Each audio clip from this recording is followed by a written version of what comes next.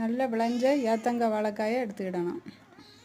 அதை தோல் உரிக்கணும். தோல் உரிச்சிட்டு கொஞ்சம் திக்னஸாக என்ன செய்யணும், கத்தியால் வெட்டணும்.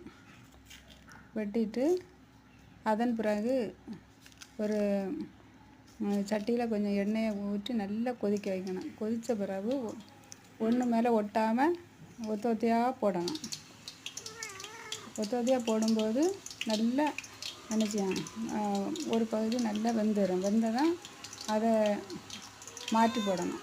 மாற்றி போடும்போது நல்லா அழகாக சரல் போல் ஒரு சத்தம் கேட்கும். அது மட்டும் இல்லாமல் அந்த எண்ணெயும் வந்து என்ன செய்யும், கொதிக்கிற அது அப்படியே நல்லா காமாக நிற்கும்.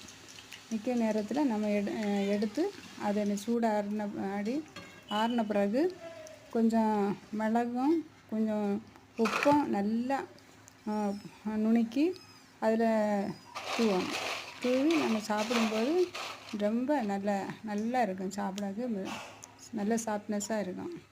இந்த வீடியோ உங்களுக்கு பிடிச்சிருந்தா நீங்கள் சப்ஸ்கிரைப் பண்ணுங்கள்.